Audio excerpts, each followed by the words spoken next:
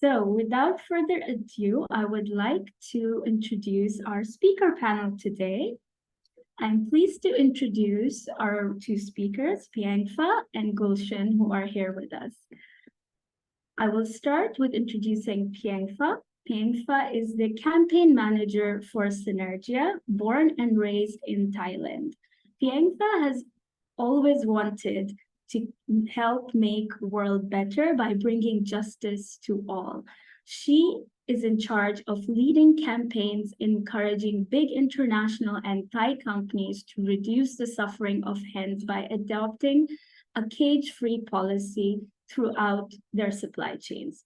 Apart from fighting for animals, Piengfa is also interested in advocating for women and children. Thank you for joining us today.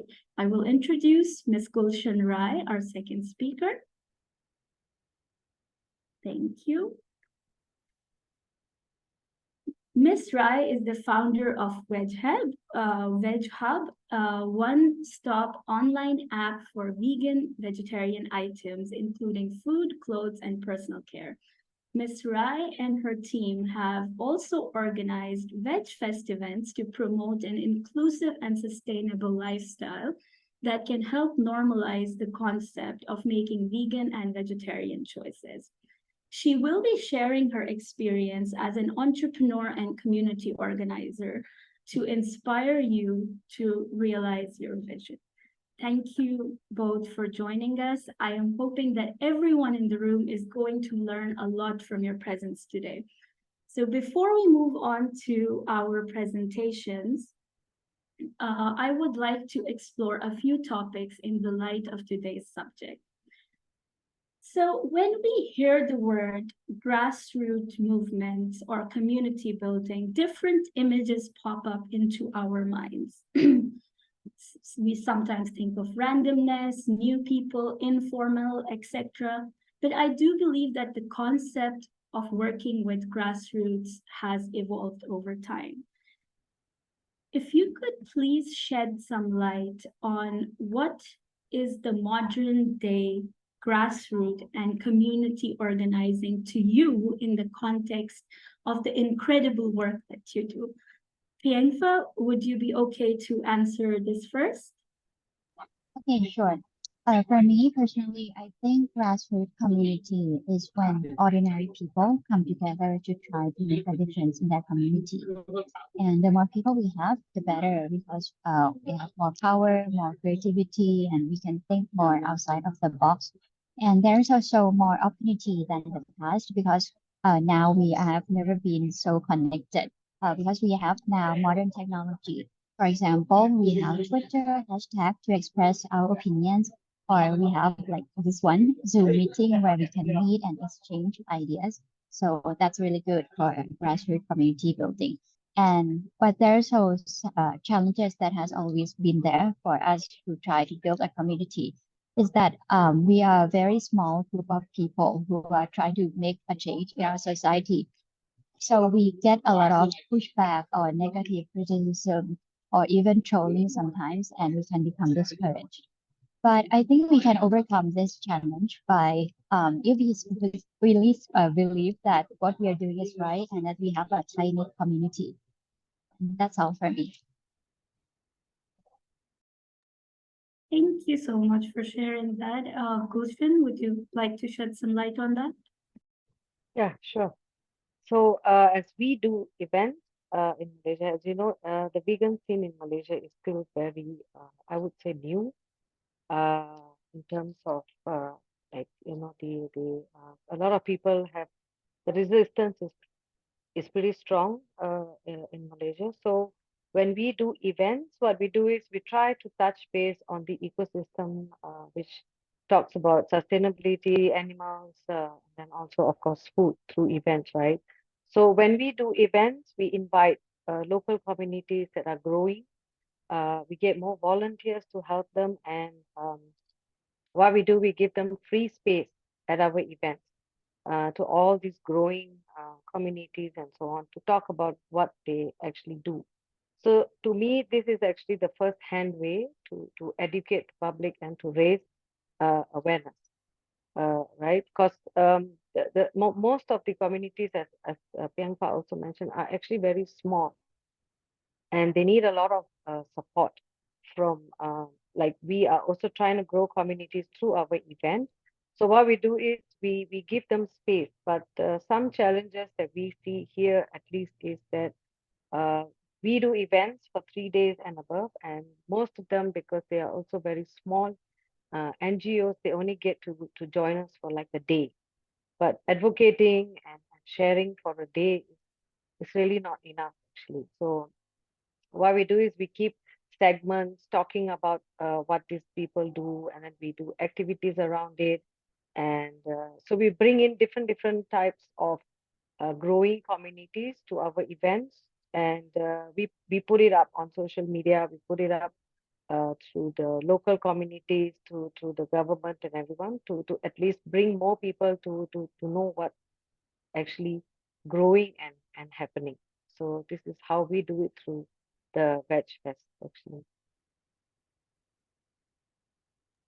No, thank you both for shedding the light on some of the problems, like Piengfa mentioned, that there are some pushbacks from certain groups as well. And like you are saying, Gulshan, you mentioned how there might be some, problems with working with smaller, tight-knit communities. Could you maybe elaborate on an aspect of that with an example, maybe, so that we all can have a better idea? Piengfa, would you like to go first? Sure. Yeah. So, for example, when we share our work on social media, like we have peaceful street action in front of companies or anyone else, and we share this on social media, some people say, some people are not very helpful. There are even some trolling, or why are we doing this? They don't understand, and they're not, well, yeah, they don't understand and try to disrupt our work. So that's what I mean when we get negative pushback from the society.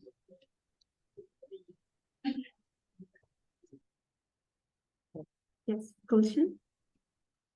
From our side, actually, so for example, like so we've done a few Veg Fest. So like the first one, it was a lot of like they go on stage to speak about what they do, but as usual, people, I think, just maybe don't know that this is happening. For example, if someone were to speak about, let's say, something to do with an animal welfare, right? We have a furry friends farm, which is a vegan run voluntary group which we brought in, and then they actually sell stuff to fund the NGO that they're running. So what happens is when they actually speak about it on stage, or there are some images that are shown, and very baseline information is actually shared out, not very detailed, is what we actually tell them to do.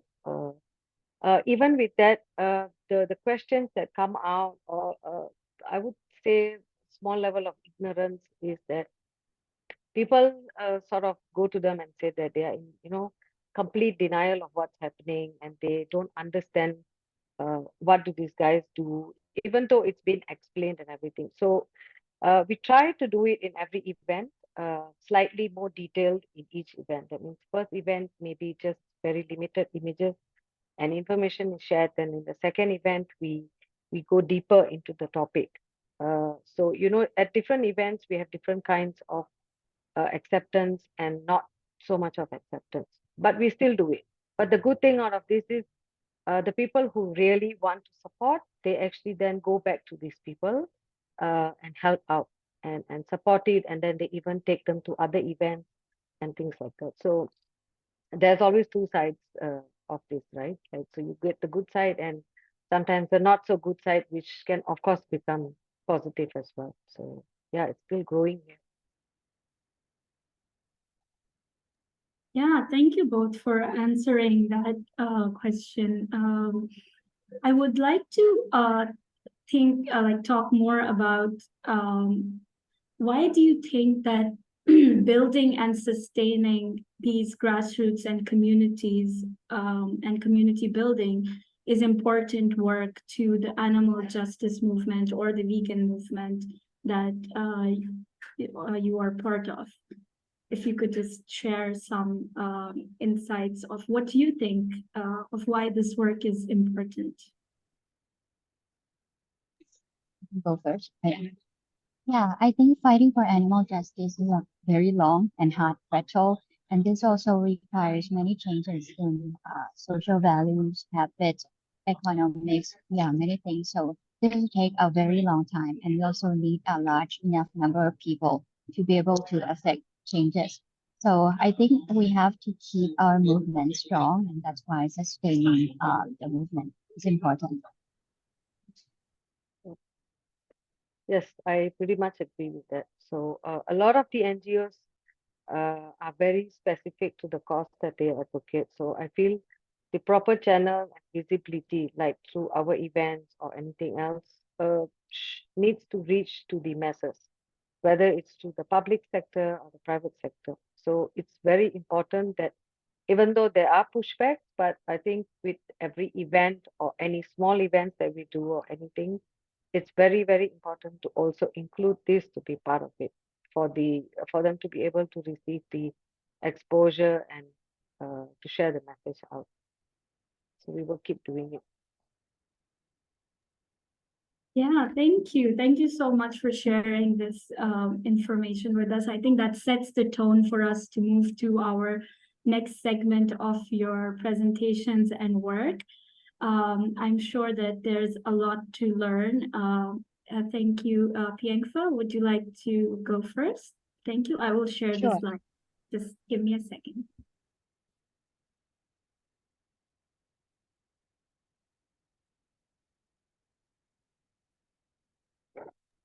Right. Okay. So, hello everyone. My name is Piengfa Chuanwapi, and I work as the campaign manager for Sinergia Animal Thailand. So today I'll be sharing the learning and tips from our work regarding mobilizing people and navigating legal obstacles in Thailand. Next slide, please.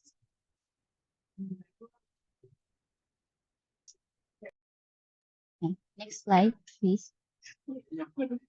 Oh, so first of all, I'd like to start by introducing our organization and the work we do.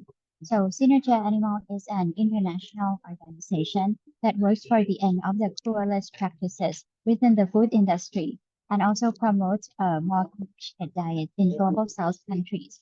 We operate in many countries in Latin America, and in Asia, we work in Thailand and Indonesia. The next slide, please. So in Thailand, we focus on asking large companies to publish a commitment to only source 100% cage-free eggs throughout their supply chain.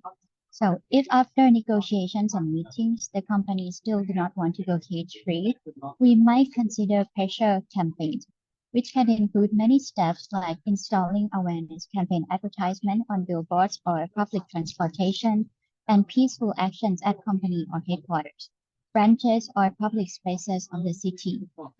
This picture is from we did a peaceful action in front of Kume Market head office. Next slide, please.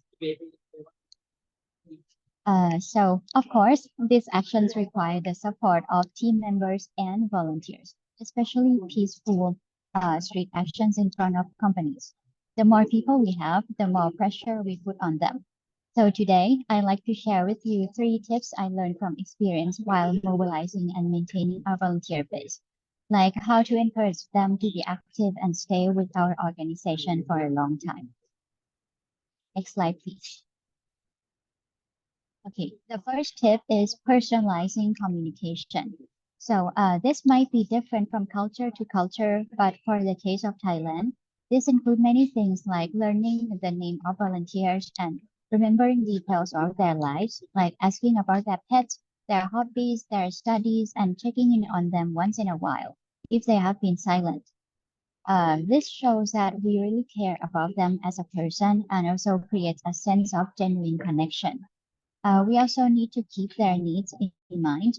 For example, some volunteers might be a little bit older and need some guidance on how to do online actions on social media platforms. Next slide, please. Okay, and the second tip is sharing exclusive updates. People want to know if what they mean, if what they do means something. So we should keep them in the loop, whether it's a good or bad or big or small update. Sharing information we obtain after a meeting with a company and highlighting that this information is exclusive will make volunteers feel special. For example, we shared with our volunteers that after an street action, macro executives wanted to have a meeting with us.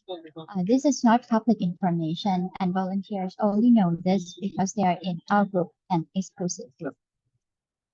Next slide, please.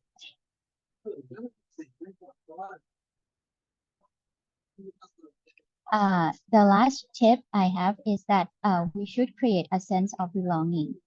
It's already great to meet like-minded people who all care about animals in a group chat, but it would be even better if they get to meet in person and talk in real life. That is why after street actions, we often invite volunteers to stay and chat at a cafe or restaurant. Other than that, once in a while, we also hold events for volunteers to just meet and do an activity together. Like this one. This is from our vegan ramen workshop where we had a master chef themed cooking competition. We had a lot of fun, and this also helped us build a community of active animal activists. What about you? What do you do to engage your volunteers? If you have any tips or ideas you want to share, you can share it by with your voice microphone or in the chat box. And the next slide will have maybe a triggering image of people reenacting the suffering of hens in cage, so in case you might be uncomfortable with that. So now this is the second part of my presentation, navigating legal obstacles. Even with the overwhelming support of our volunteers, we still run into external obstacles sometimes. Local laws and regulations are put in place to limit the activist mobility, and we are affected by these. We cannot change them, well, not for a very long time. But what should we do? We have to find ways around them, and this is what we have been trying to do since 2019. Of course, a disclaimer: this is culture and country specific. Please discuss with your legal advisor. These case studies are meant to inspire you to start thinking about what you can do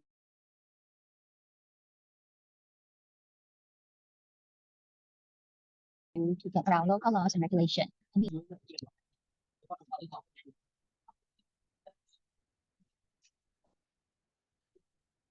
The first tip is about installing billboards. A lot of times we want to install our campaign billboards, which includes the name of the companies we are targeting.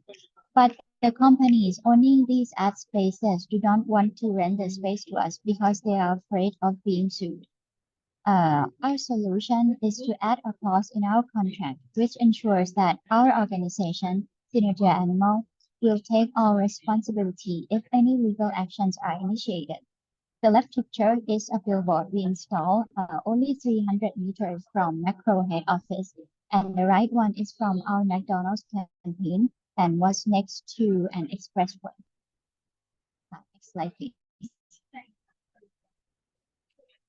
Sometimes the clause in our contract still doesn't work because it's not just about legal action, but many food companies are the clients of the media companies.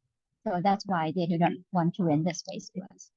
This is when we try to find other alternatives to big media companies. For example, we put our ads on Sangtel, the picture on the left, which is a kind of mini pickup truck that transports people near macro head office. And the one in the center is the Paw, a kind of local taxis in downtown Bangkok that picks up people near a big shopping mall. We put the ads here because a branch of Pume Market is located next to the place. And the one on the right is from our A&W campaigns, and this is the kind of tuk-tuk, a kind of local taxis also. Okay, and the next thing, please. Our last tip is to have backup plans and be ready to compromise. Things can be very unpredictable when we campaign. For example, we originally planned to do a street action in a symbolic public square of Bangkok, that the governor expressly said can be used for public expression. We submitted the documents to officials, and who said the official said that we can do the action there and that there was no problem. However, only a few days before the action, the officials changed their mind and wouldn't let us use the space anymore because they didn't want us, in their words, attacking companies in the space. So we needed to change from the public square to another place near the Duck Market. And even there, we couldn't mention the names of the companies or put people addressed as chickens in a cage because the owner isn't comfortable with anything symbolic or political. So we had to change to queue checking dolls with QR code for people to scan and see videos of cage cats. It was not what we planned at all, but we did get a lot of public exposure. What about you? Do you face any legal action in your country you can share in the chat box? And next slide, please. So, the final message here today is that although there might be a lot of legal and cultural obstacles, I believe that with enough determination, creativity, and support of our community, like our volunteers and our team members, we can continue the fight for animals. Okay, the next one, please. So Sinergia Animal highly values collaboration. And if you want to learn more about any of these initiatives, like how we run them and what makes them successful, we are very happy to share any information we have. You can reach out to me on this email, and we are also very open to suggestions and ideas as well. Thank you so much for coming to this talk.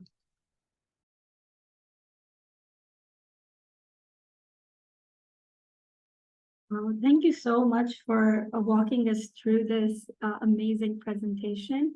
So for all the participants, please do share with us in chat, what do you do to engage with volunteers or grassroots? And have you faced any legal issues, and have you encountered any legal problems, or are you aware of any legal problems in your countries when you do such campaigns? I think that would be very interesting to know. Thank you so much. Our next speaker is Ms. Gulshan Rai. Would you like to please present what you do with Veg-Hub? Thank you.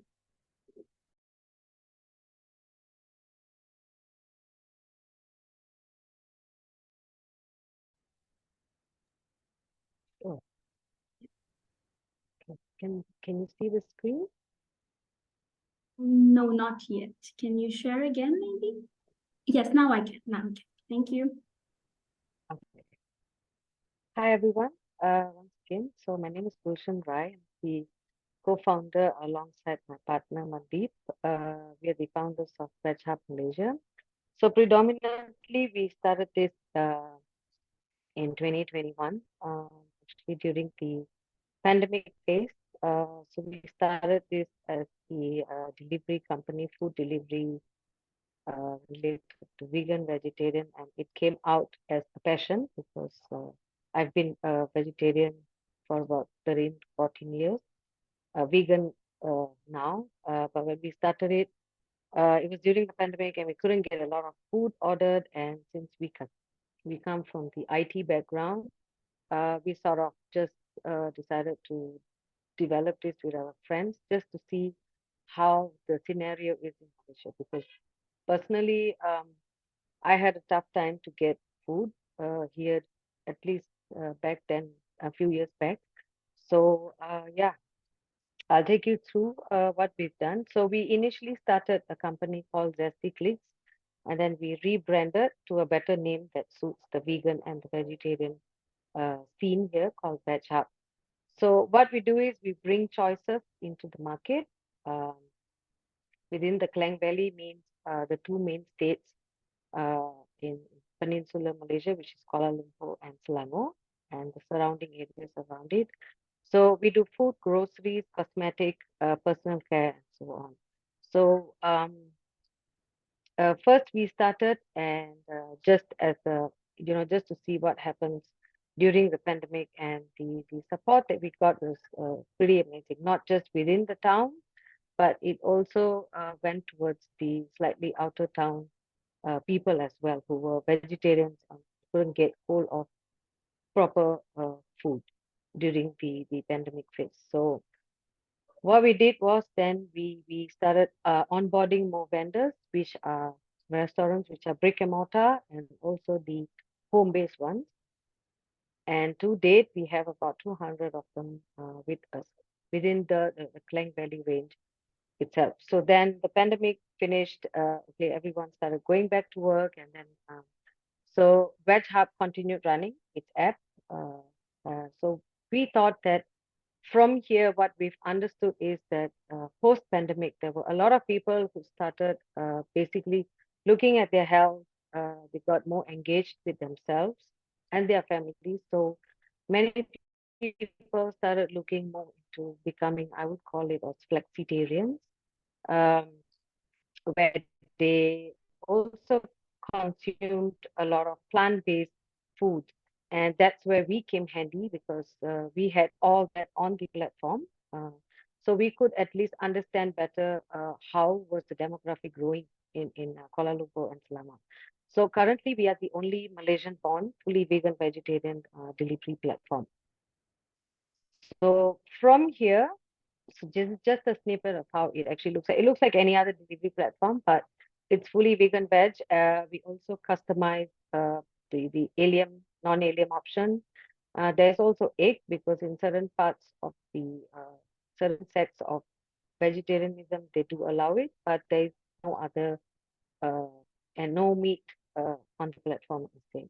So this is one thing that's unique about the veg app. So from there, what I had thought together with my partner is that because the scene was growing and we needed to put it out there, because every time I go out uh, and we look for things or we go for events, it's usually quite difficult to actually get things, uh, that we want to consume unless we look for it separately. Like we go to a different website, everyone has their own website. So what we thought is that let's bring everything that is plant-based into one place, and let's do it in a mall because that's where you get traffic, that's where you can spread the awareness about uh, the plant-based lifestyle. So this is where the Veg Fest was born in July 2022. So in July 22, we decided that we will go with the first Veg Fest. And another just like before I go to the Veg Fest, I will just show you what's actually the scene, a bit about the scene that's in Malaysia currently. So in Malaysia, actually, uh, from the health point of view, right, for the last 40 years, actually we were a very, very plant protein diet country, I would say, long, long back, like 40 years ago, right? Then when we started growing up and we realized, at least now when I look back to it, we realized that actually it started switching more towards a meat-based diet.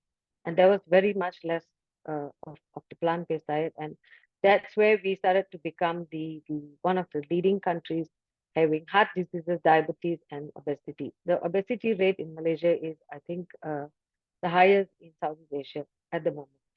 So what we realized from here is because we also work with the Malaysian Vegetarian Society, and this is from them. So the consumption of meat per se per person actually starts right from the breakfast. It doesn't just go to lunch, tea, and dinner. It actually even starts from breakfast. See, so this inspired me to actually push forward to definitely doing an event that was vegan vegetarian oriented, because there were a lot of events that were very focused on meat. So this is how then we rushed and we ensured that in 2 months we have to get the Veg Fest done. So we all come from an environment where we have no clue on planning events. So purely driven out of volunteers, uh, because we're just a very small team. So me, my partner, and the volunteers, and we just took ideas from other Veg Fests that were happening in the world. and we learned a lot. So the idea was to get more vendors in. That means we try to do food first, because I think the only way to get to people, in my opinion, at least in Malaysia, from a culture point of view, is food. Food. If you can veganize the meat options into vegetarian options, there would be an interest. And honestly, this is what we tried to do. We brought in as many vendors as we could. We got in sponsors that basically help us to pay the rent and to lower the booth pricing for the mall. And then we also have vegan influencers in Malaysia that have been really, really helpful supporting us. And then I also realized that if you want to shout out to the public, you have to go to the media. Whether you have to tell them and they have to be convinced why they need to run a story on the vegetarian scene. Because to them, they don't see a reason to do it. But thank you to the pandemic, we actually realized that they were also looking for information to share about healthy lifestyles, things like that. So that's how we came about planning the first Veg Fest. Of course, in the first Veg Fest, we did a lot of talks, a lot of panels. If you can see, these are all the vegan influencers in Malaysia that we have.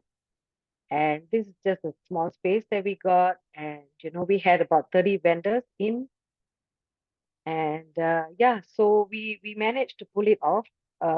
We brought the community together, and then everyone was like, okay, so can we do the next one now? And yeah, so it's a lot for us, but it was a good drive to lead us to the next one. So then we planned the next one. Sorry, we also got quite a bit of media coverage, because I think the media could not understand how we could have all vegetarian options in one place, and there was no meat. So it was a good time, because I was happy that we could tell them that you can actually do events and you don't need meat. That it's doable. It's just you have to come with a mind that is open, a heart that's open, a mind that's open, and try.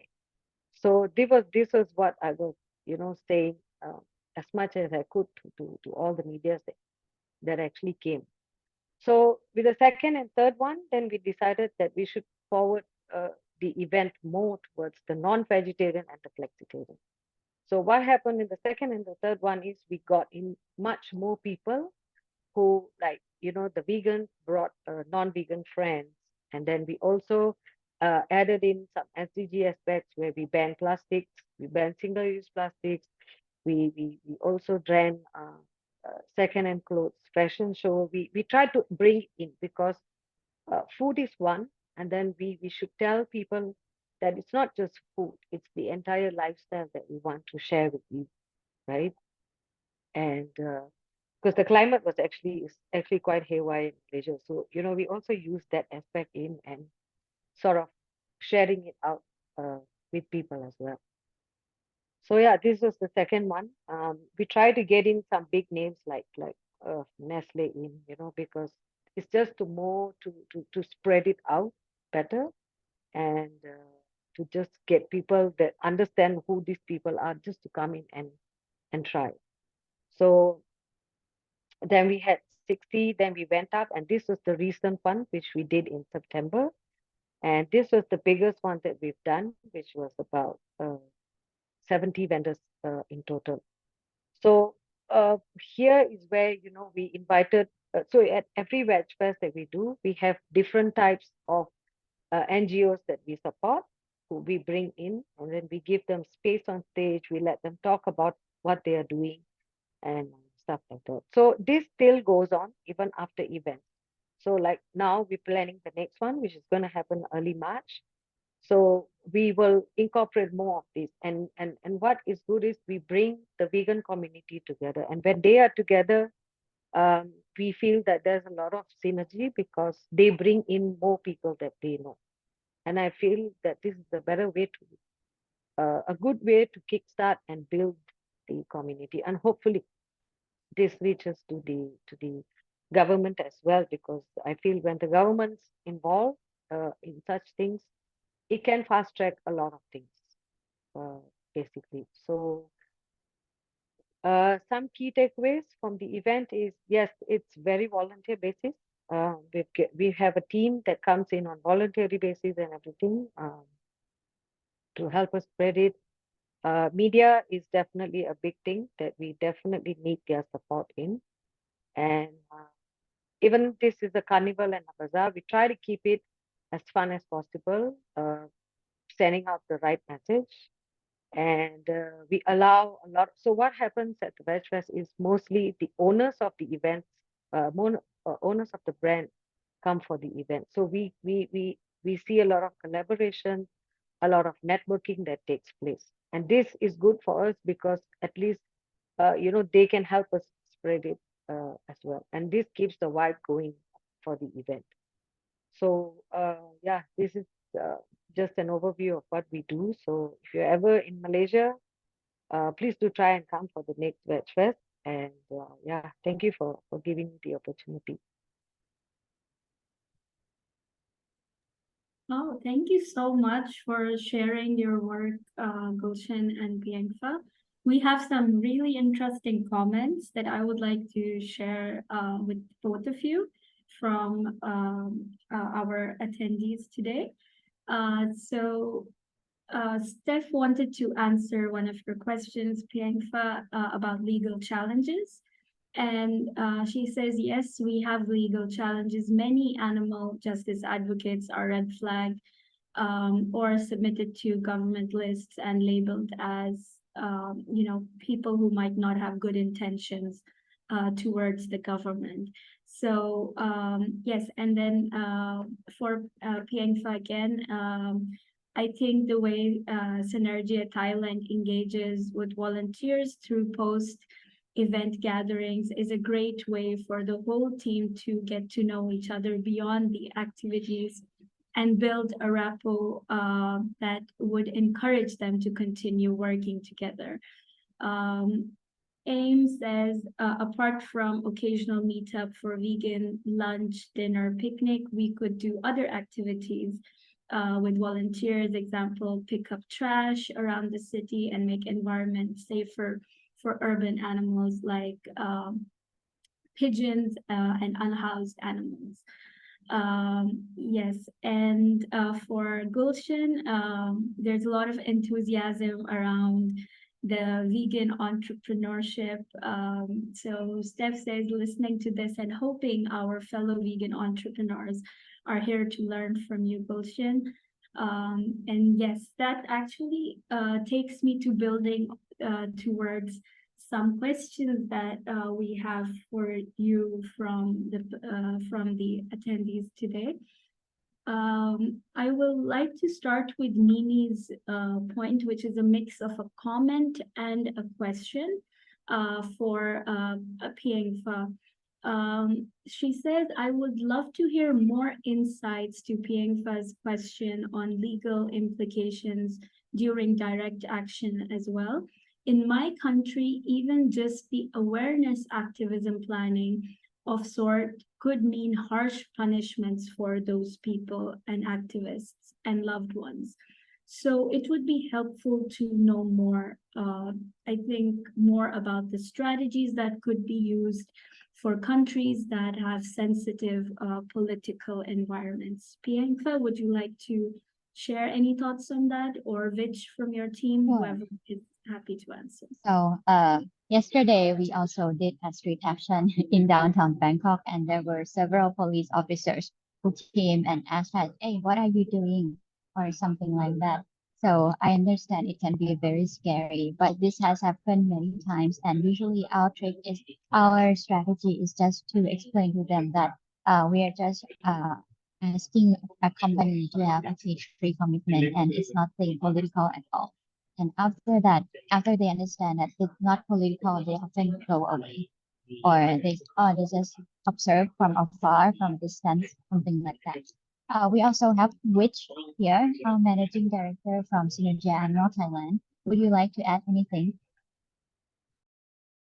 Of course. Thank you so much for the question. I still think that it is like Piang Fa mentioned in the presentation, that is going to be very country specific. And I think we are very privileged and lucky to live in the country where we have some rooms to organize a street protest without like fearing that we will get very harsh punishment. So whatever we say here, whatever tips we provide here might not be applicable in where you live.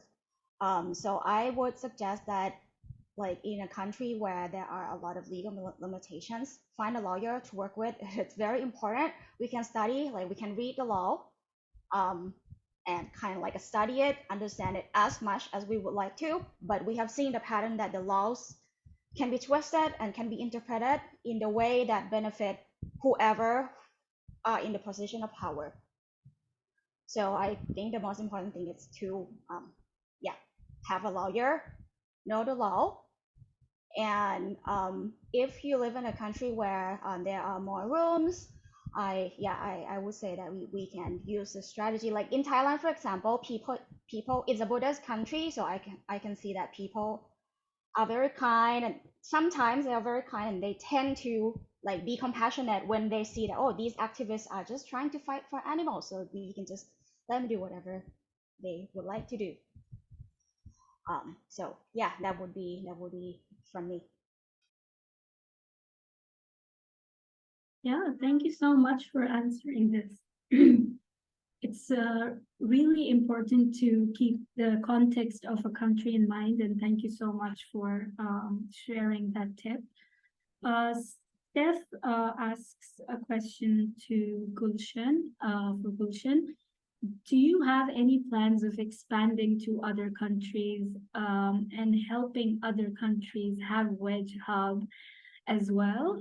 We have also some comments like, make it international and things like that. So yeah, I think people want to know and hear about that as well. Uh, yes, we do have plans to come out at least towards the Southeast Asia. I just don't know when, but hopefully in a year or two we will. But for Veg Fest, I think the Philippines has done a Veg Fest as well recently. We will try to work with more states in Malaysia first, and then I would love to go to Thailand or Indonesia next, and Philippines. Yeah, thank you.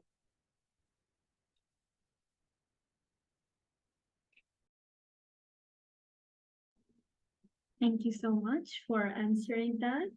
I think this is more of a general question from AIM. How do you advise grassroots individual advocates to navigate legal backlash if they don't have access to lawyers and legal consultants?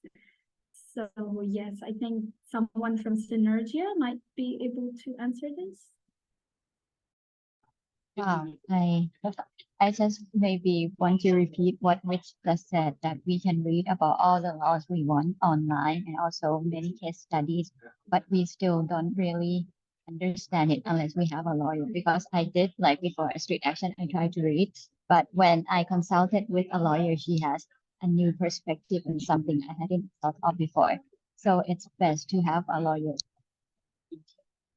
Yeah. Rich, do you have anything to add? Yes, to add as well. Thank you, Piengfa. So the answer is, if you don't have access to legal consultant, you have to find one. So I found that it is quite hard to find a legal consultant who can work on voluntary basis when it comes to animal protection laws. But usually, like if we have if we get arrested or have legal if someone sue us, it will be based on human rights.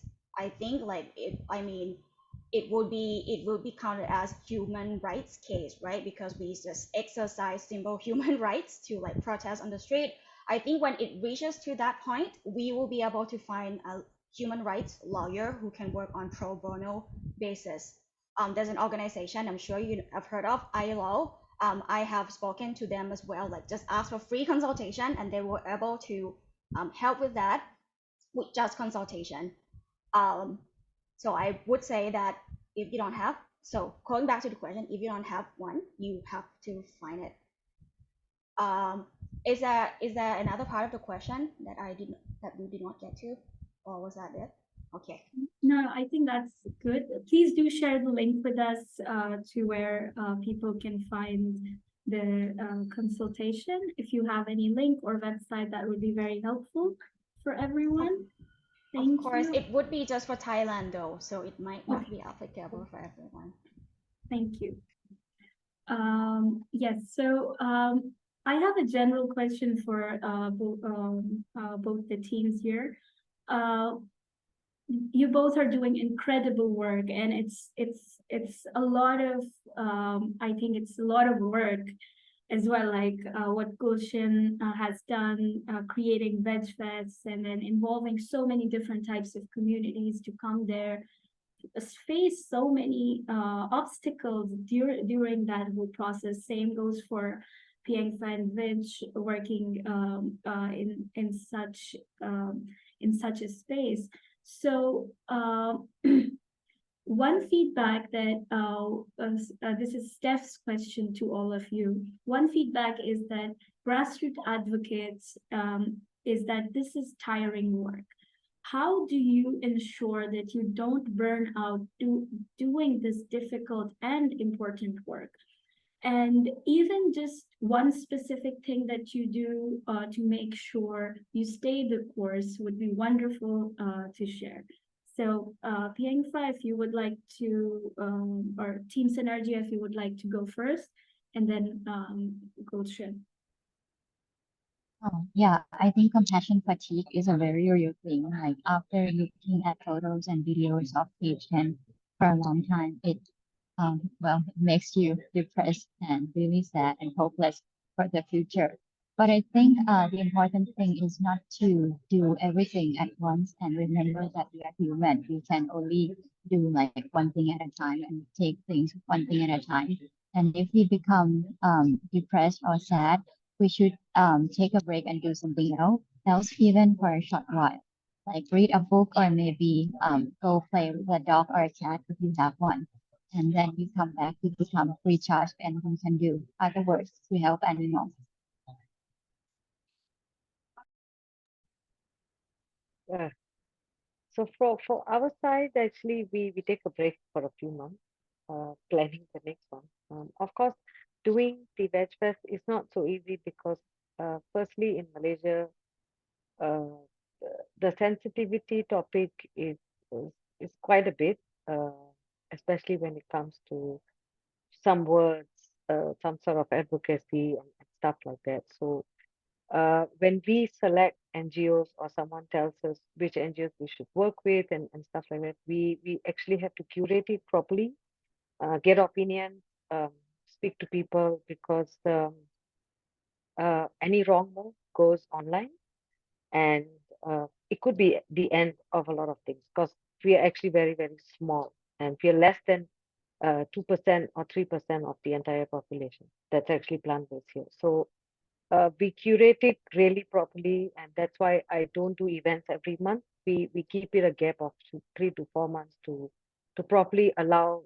We should know what topics we should talk about and what can we touch, what can we touch, and stuff like that. So yeah, the cool off period is actually the few months that we just completely take a break.